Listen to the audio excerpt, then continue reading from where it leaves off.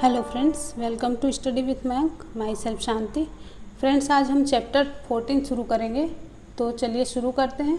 हमारा चैप्टर 14 है प्राकृतिक संपदा, मतलब नेचुरल रिसोर्सेस। फ्रेंड्स, हम जानते हैं कि हमारी पृथ्वी एक ऐसा ग्रह है जहाँ जीवन विद्यमान है ना। पृथ्वी पर जीवन बहुत सारे कारकों पर निर्भर करता है। हम ये भी जानते हैं कि जीवन के लिए परिवेश जैसे कि ताप, जल और भोजन की आवश्यकता होती है।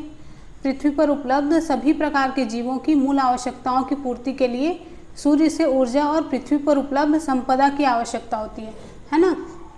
तो फ्रेंड्स, पृथ्वी पर ये संपदा कौन कौन सी है? तो ये हैं स्थल, जल और वायु, है ना। पृथ्वी पर जीवन मृदा, वायु, जल तथा सूर्य से प्राप्त ऊर्जा जैसी संपदाओं पर निर्भर करता है। तो पृथ्वी की सबसे बाहरी परत को स्थल मंडल कहते हैं, है ना। और पृथ्वी के 75% भाग पर जल है और ये भूमिगत जल के रूप में भी पाया जाता है और इन सभी को जल मंडल कहते हैं, है ना। तो वायु जो पूरी पृथ्वी को कंबल के समान ढके रहती है उसे वायुमंडल कहते हैं। फ्रेंड्स, जीवित पदार्थ वही पाए जाते हैं जहाँ ये तीनों अवयव स्थित होते हैं। क्या क्या? जल, स्थल और वायु, है ना।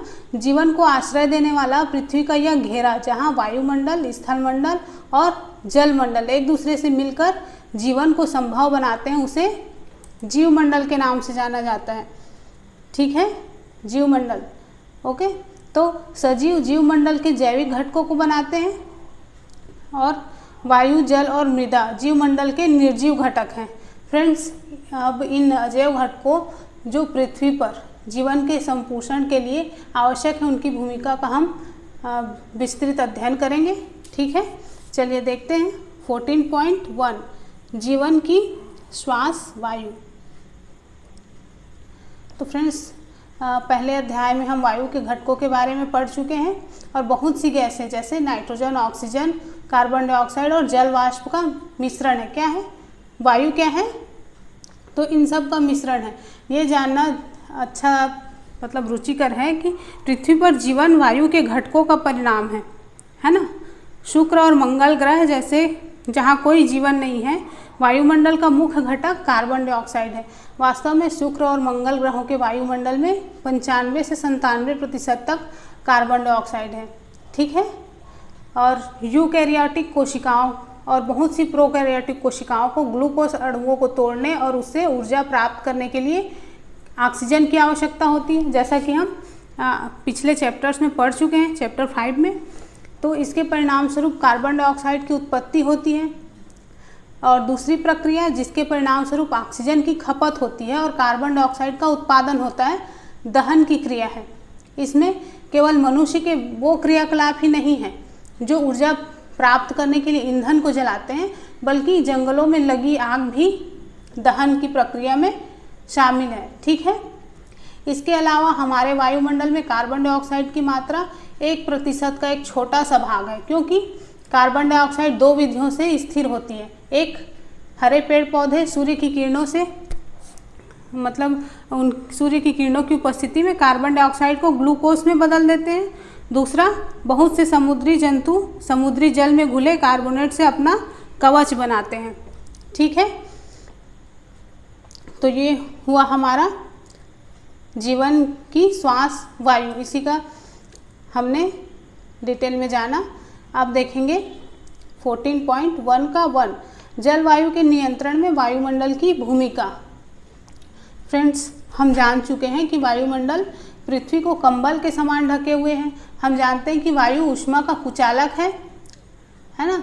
तो वायुमंडल पृथ्वी के औसत तापमान को दिन के समय और यहाँ तक कि पूरे वर्ष भर लगभग नियत रखता है। वायुमंडल दिन में तापमान को अचानक बढ़ने से रोकता है और रात के समय ऊष्मा को बाहरी अंतरिक्ष में जाने की दर को कम करता है। ठीक है, चंद्रमा के बारे में सोचें, जो सूर्य से लगभग उतनी ही दूरी पर है जितना कि पृथ्वी। तो इसके बावजूद चंद्रमा की सतह जहाँ वायुमंडल नहीं है, तो वहाँ पर तापमान कितना है? तो वहाँ का तापमान मतलब चंद्रमा का तापमान 190 डिग्री सेंटीग्रेड से 110 डिग्री सेंटीग्रेड के बीच में है। ठीक है, तो ये हुआ हमारा 14.1 का 1। अब नेक्स्ट देखते हैं 14.1 का 2।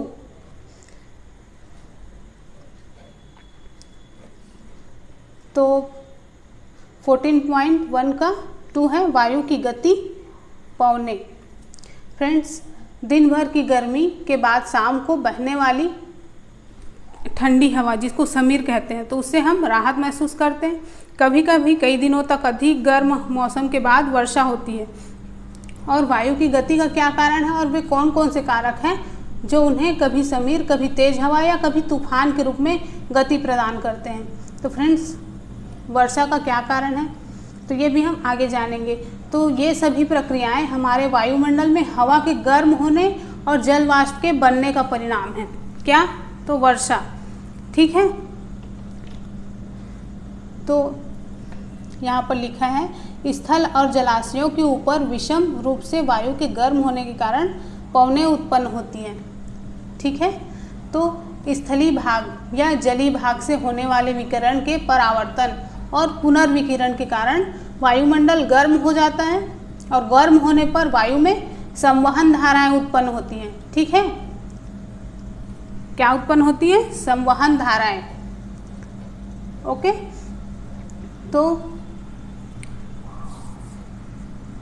जब वायु स्थल और जल के विकिरण के कारण गर्म हो जाती है तब यह ऊपर की ओर प्रवाह करती है ना। चूँकि जल की अपेक्षा स्थल जल्दी गर्म होते हैं, इसलिए स्थल के ऊपर की ओर वायु जल के ऊपर की वायु की अपेक्षा तेजी से गर्म होगी, है ना। इसलिए अगर हम तटीय क्षेत्रों को दिन में देखते हैं तो पाते हैं कि स्थल के ऊपर की वायु तेजी से गर्म होकर ऊपर उठना शुरू करती है और जैसे ही वायु ऊपर की ओर उठती है वहाँ कम दाब का क्षेत्र बन जाता है और समुद्र के ऊपर की वायु कम दाब वाले क्षेत्र की ओर प्रवाहित हो जाती है। एक क्षेत्र से दूसरे क्षेत्र में वायु की गति क्या करती है? तो पवनों का निर्माण करती है। मतलब एक क्षेत्र से दूसरे क्षेत्र में वायु की गति पवनों का निर्माण करती है, उसी को पवन कहते हैं। ठीक है, दिन के समय हवा की दिशा समुद्र से स्थल की ओर होगी, जैसा कि मैंने स्थल समीर और जल समीर और स्थल समीर के बारे में बताया था। तो रात के समय स्थल और समुद्र दोनों ठंडे लगते हैं, क्योंकि स्थल की अपेक्षा जल धीरे धीरे ठंडा होता है, इसलिए जल के ऊपर की वायु स्थल के ऊपर की वायु से गर्म होगी। ओके,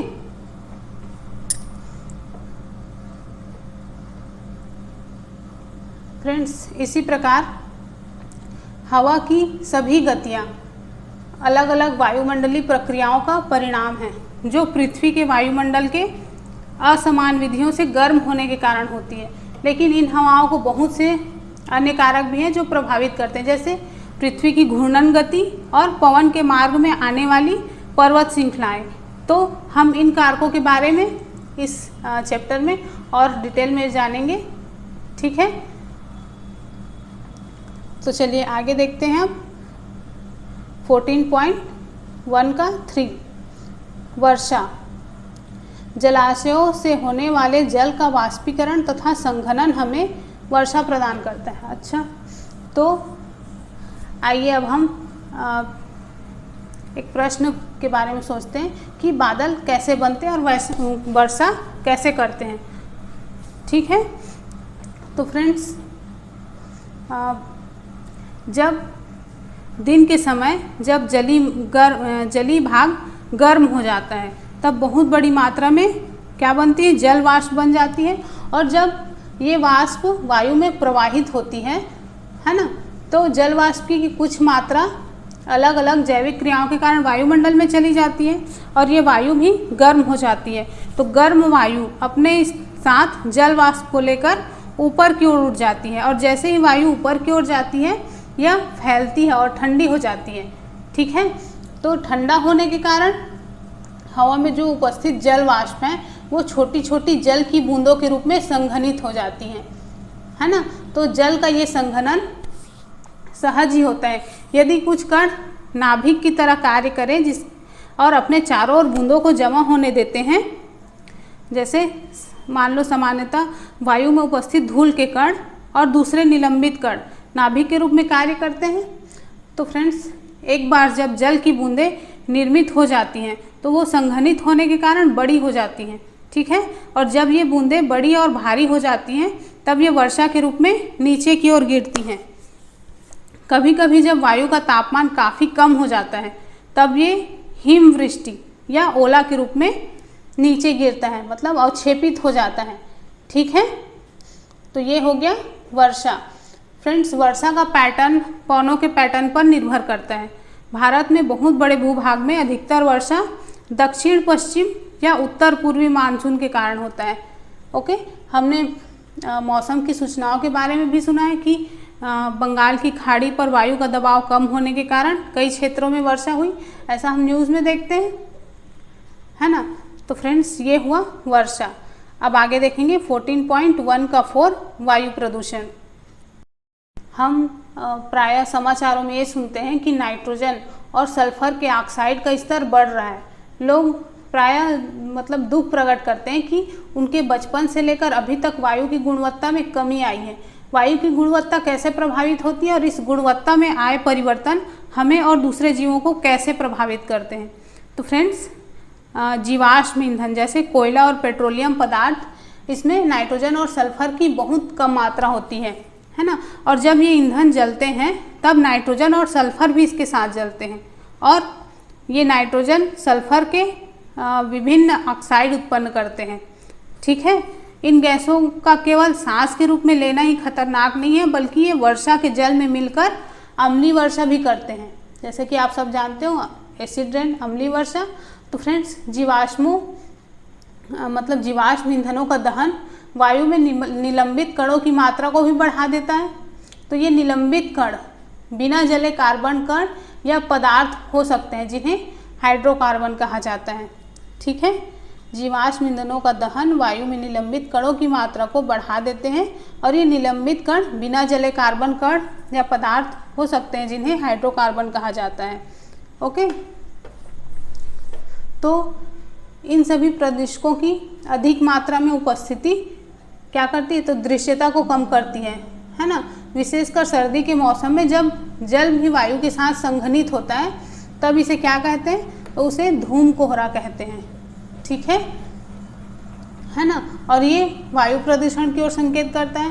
फ्रेंड्स, अध्ययनों से हमें पता चलता है कि इन पदार्थों वाली वायु में सांस लेने से कैंसर, हृदय रोग, एलर्जी जैसी बीमारियां होने की संभावनाएं बहुत अधिक हो जाती हैं। और वायु में स्थित इन हानिकारक पदार्थों की वृद्धि को ही क्या कहते हैं, वायु प्रदूषण कहते हैं। ओके, चलिए आगे देखते हैं 14.2 जल एक अद्भुत द्रव। तो फ्रेंड्स, जल पृथ्वी की सतह के सबसे बड़े भाग पर उपस्थित है और यह भूमिगत भी होता है। तो जल की कुछ मात्रा जल वाष्प के रूप में वायुमंडल में भी पाई जाती है और पृथ्वी के सतह पर पाया जाने वाला अधिकतर जल समुद्र और महासागरों में और उपस्थित है और ये खारा है। तो शुद्ध जल बर्फ के रूप में दोनों ध्रुवों पर और बर्फ से ढके पहाड़ों पर पाया जाता है। और भूमिगत जल और नदियों, झीलों और तालाबों का जल भी शुद्ध होता है। फिर भी इन जल की उपलब्धता अलग अलग स्थानों पर अलग अलग होती है। गर्मी में अधिकतर स्थानों पर जल की कमी हो जाती है और ग्रामीण इलाकों में जहाँ पर जल आपूर्ति की व्यवस्था नहीं है वहाँ लोगों का अधिकतर समय दूर से जल लाने में व्यय हो जाता है, जैसे कि हम पिछले पढ़ चुके हैं, है ना। लेकिन जल इतना अधिक आवश्यक क्यों है और क्या सभी प्राणियों को जल की आवश्यकता है? तो फ्रेंड्स, सभी कोशिकीय प्रक्रियाएं जलीय माध्यम में होती हैं और सभी प्रतिक्रियाएं जो हमारे शरीर में या कोशिकाओं के अंदर होती हैं वो जल में घुले हुए पदार्थों में होती हैं। ठीक है, तो शरीर के एक भाग से दूसरे भाग में पदार्थों का संवहन घुली हुई अवस्था में होता है। इसलिए जीवित प्राणी जीवित रहने के लिए अपने शरीर में जल की मात्रा को संतुलित बनाए रखते हैं। ठीक है, और स्थलीय जीवों को जीवित रहने के लिए शुद्ध जल की आवश्यकता होती है, क्योंकि खारे जल में नमक की अधिक मात्रा होने के कारण जीवों का शरीर उसे सहन नहीं कर पाता। इसलिए प्राणियों और पौधों को पृथ्वी पर जीवित रहने के लिए आसानी से जल उपलब्धि के स्रोत क्या हैं, आवश्यक हैं। ठीक है,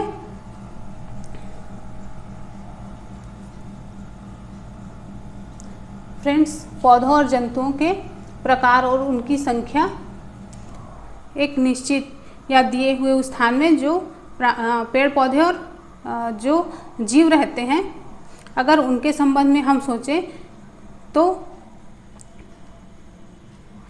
सबसे अधिक प्रकार और जीवन की उपलब्धताएं 200 सेंटीमीटर वर्षा वाले क्षेत्र में और 500 सेंटीमीटर वर्षा वाले क्षेत्र में, दोनों में किस में ज़्यादा होगी? तो फ्रेंड्स, एटलस में वर्षावन के पैटर्न वाले मानचित्र को अगर देखें और ये बताएं कि भारत के किस राज्य में सबसे अधिक जैव विविधता होगी और किस राज्य में कम, तो आप अनुमान लगा सकते हैं, है ना। तो हम एटलस में इसकी जांच कर सकते हैं, ठीक है। तो जल की उपलब्धता मतलब प्रत्येक स्पीसीज के वर्ग जो कि एक विशेष क्षेत्र में जीवित रहने में सक्षम है की संख्या को ही निर्धारित नहीं करते, बल्कि यह वहाँ पाए जाने वाले जीवन में विविधता को भी निर्धारित करते हैं, ठीक है। फ्रेंड्स, जल की उपलब्धता ही केवल एक कारक नहीं है जो उस क्षेत्र में जीवन के लिए आवश्यक है। दूसरे कारक जैसे तापमान और मिट्टी की प्रकृति भी महत्वपूर्ण है, लेकिन जल एक महत्वपूर्ण संपदा है जो जीवन को स्थल पर निर्धारित करता है, ठीक है। चलिए अब आगे देखते हैं 14.2 का 1, जल प्रदूषण। फ्रेंड्स, जल में उपस्थित हानिकारक पदार्थों की वृद्धि को जल प्रदूषण कहते हैं। तो जल उन कीटनाशकों और उर्वरकों को भी घोल लेता है जिसका उपयोग हम खेतों में करते हैं। मतलब इन पदार्थों का कुछ प्रतिशत भाग जल में चला जाता है।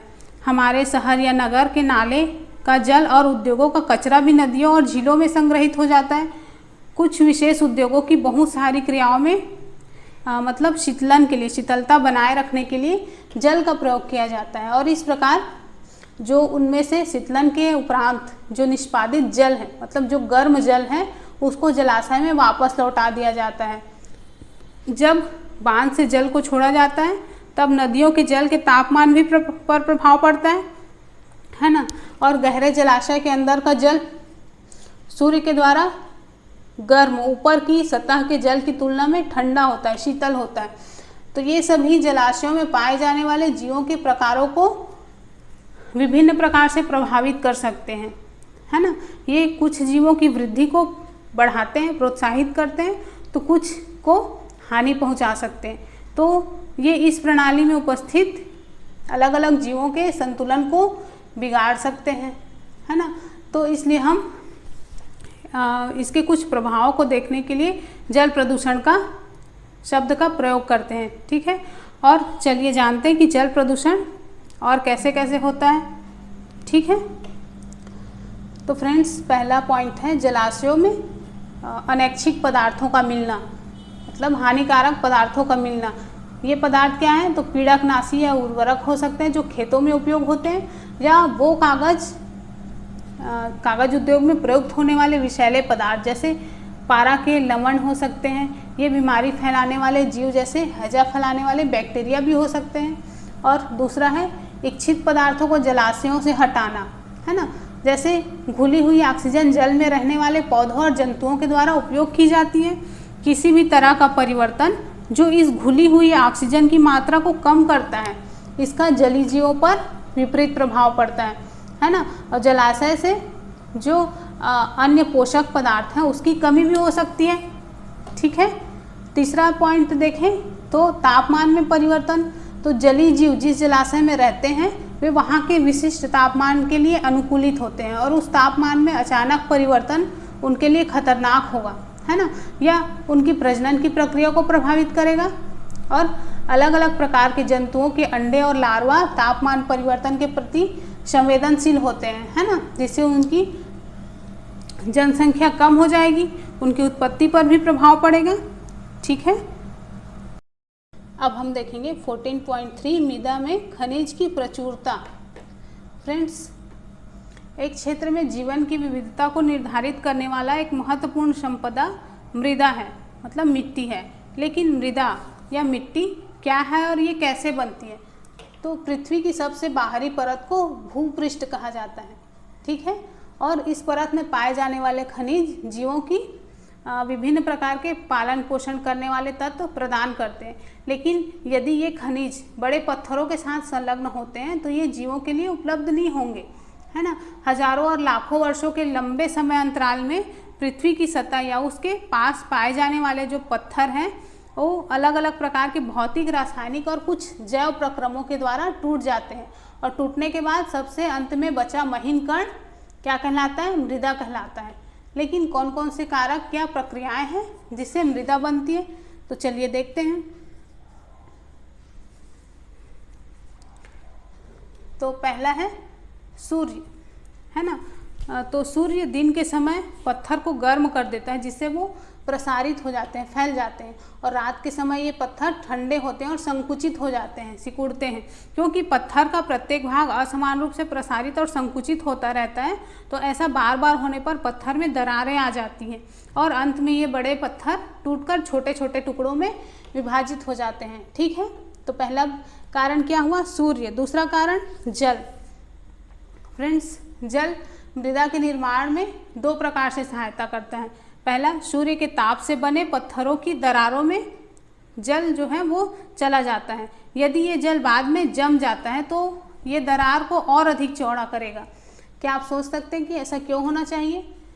तो फ्रेंड्स, दूसरा ये है कि बहता हुआ जल कठोर पत्थरों को भी तोड़ फोड़ देता है ना। इतनी शक्ति होती है बहते हुए जल में। तो तेज गति के साथ बहता हुआ जल सामान्यतः अपने साथ बड़े और छोटे पत्थरों को बहा कर ले जाता है और ये पत्थर दूसरे पत्थरों के साथ टकराकर छोटे छोटे कणों में बदल जाते हैं। अब जल पत्थरों की इन कणों को अपने साथ ले जाता है और आगे निक्षेपित कर देता है। इस प्रकार मृदा अपने मूल पत्थर से काफ़ी दूर वाले स्थान में पाई जाती है। ठीक है, अब अगला मैटर क्या है, मतलब अगला कारक क्या है? पहला था सूर्य, दूसरा जल और तीसरा है वायु। तो जिस प्रकार जल में पत्थर एक दूसरे से टकराने के कारण टूटते हैं, उसी प्रकार तेज हवाएं भी पत्थरों को तोड़ देती हैं। वायु जल की ही तरह बालू को एक स्थान से दूसरे स्थान तक ले जाते हैं उड़ाकर, है ना। फिर चौथा कारक क्या है? तो जीव भी मृदा के बनने की प्रक्रिया को प्रभावित करते हैं। जो जीव होते हैं वो भी कैसे? तो लाइकेन, जिसके बारे में हमने पहले पढ़ा है, पत्थरों की सतह पर भी उगते हैं। इस क्रम में वो एक पदार्थ छोड़ते हैं जो पत्थर की सतह को चूर्ण के समान कर देता है और मृदा की एक पतली परत का निर्माण करता है। ठीक है, अब इस सतह पर मॉस जैसे दूसरे छोटे पौधे उगने में सक्षम होते हैं और ये पत्थर को और अधिक तोड़ते हैं। ओके, बड़े पत्थरों की बड़े पेड़ों की जो जड़ें हैं वो कभी कभी पत्थरों में बनी दरारों में चली जाती हैं और वो दरार को चौड़ा कर देती हैं। ठीक है, जैसा कि आपने जाना कि मृदा एक मिश्रण है और इसमें अलग अलग आकार के छोटे छोटे टुकड़े मिले होते हैं। इनमें सड़े गले जीवों के टुकड़े भी मिले होते हैं जिसे क्या कहा जाता है? जिसे ह्यूमस कहा जाता है।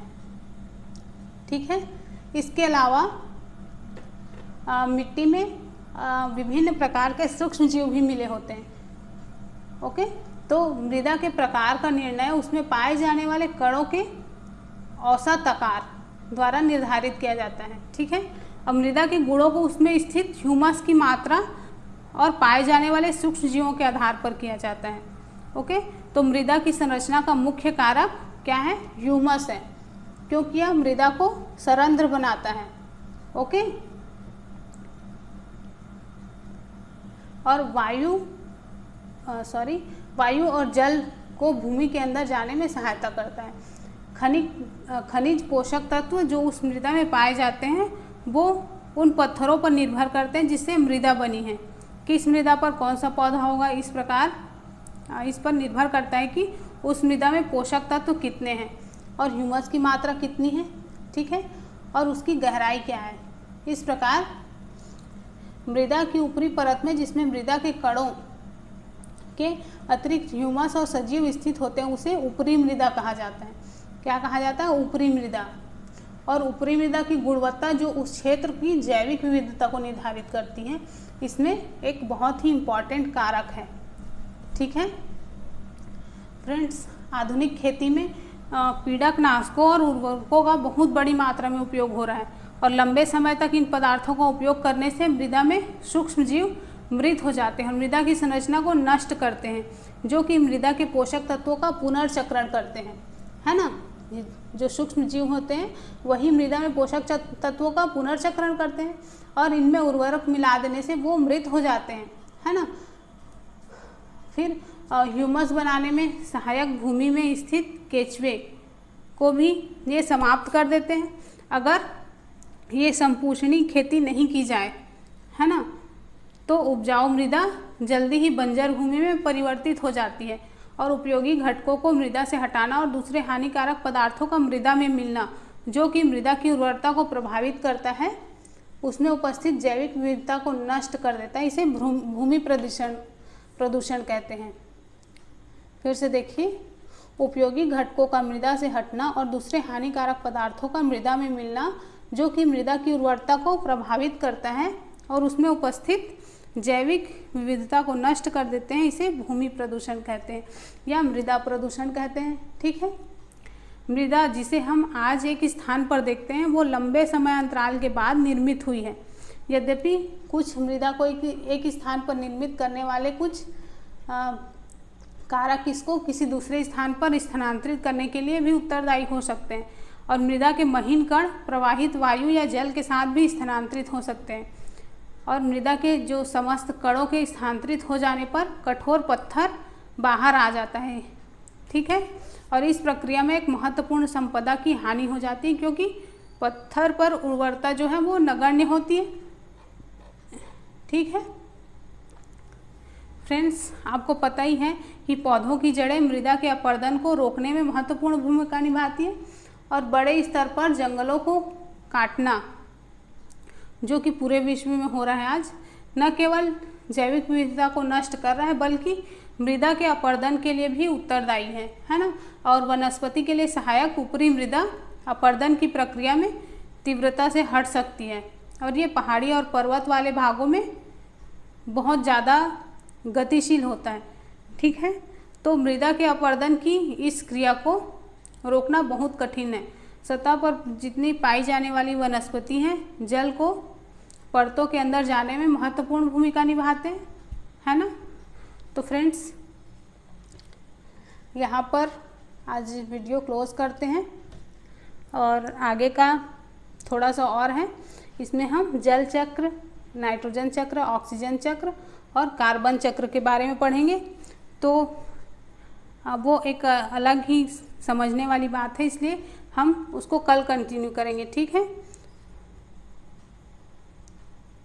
तो फ्रेंड्स, अगर वीडियो पसंद आता है तो लाइक, शेयर और कमेंट किया कीजिए और हमारे नए चैनल रूलर एकेडमी पर जाइए और डेली करंट अफेयर्स से अपडेट रहिए। ठीक है फ्रेंड्स, तो मिलते हैं नेक्स्ट वीडियो में। Bye bye.